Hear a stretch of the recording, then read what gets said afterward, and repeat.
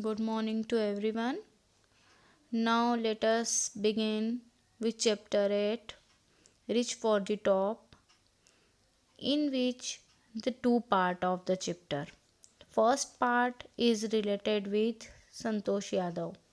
This is a motivational story. Santosh Yadav एक Indian mountaineer है. She is the first woman in the world to climb Mount Everest. That is the highest peak in the world twice.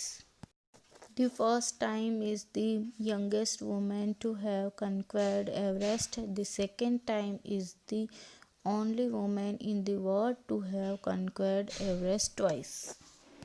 Let us start our chapter.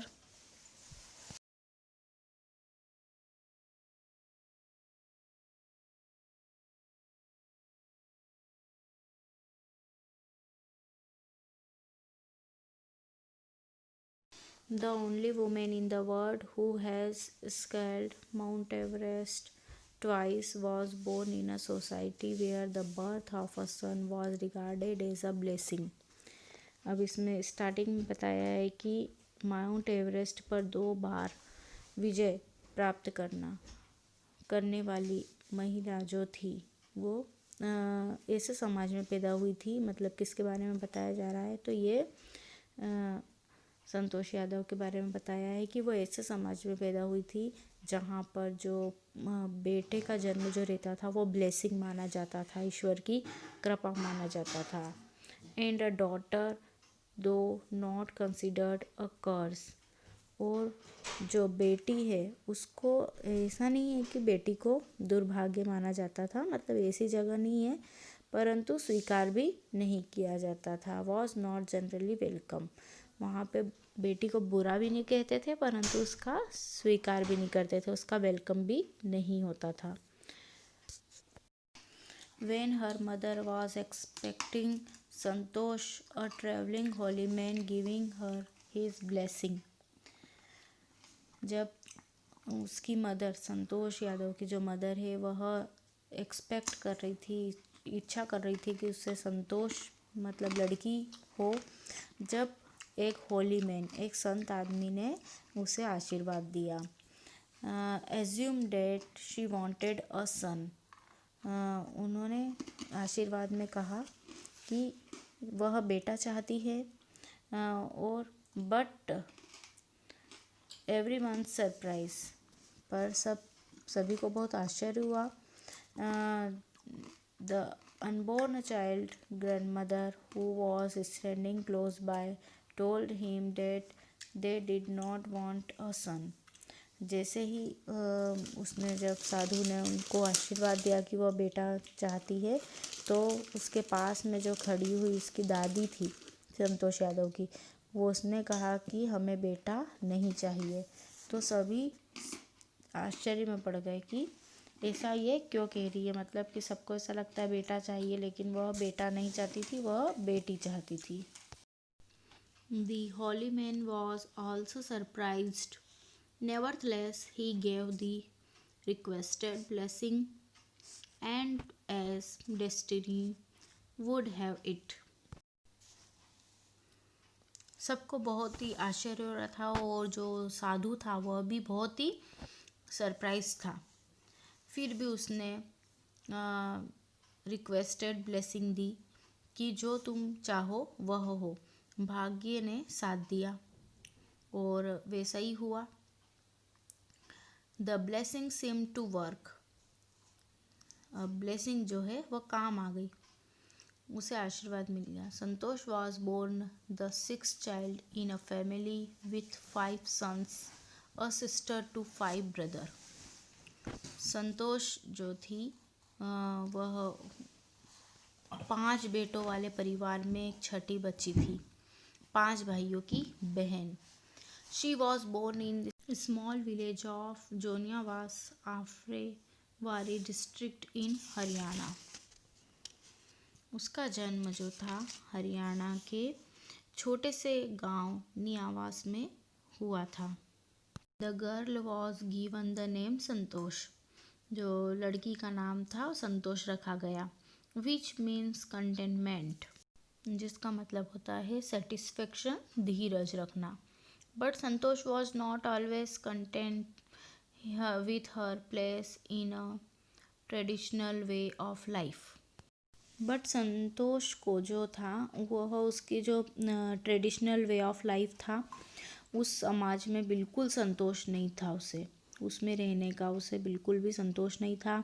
She begin living life on her own term from the start. अब शुरू से ही वो अपने ढंग से रहने लगी. She where other girl wore traditional Indian dresses, Santosh preferred shorts. जहाँ पर लड़कियाँ इंडियन ड्रेसेस पहनती थी, ट्रेडिशनल ड्रेसेस पहनती थी, वहाँ पर संतोष जो है शॉर्ट्स पहनती थी.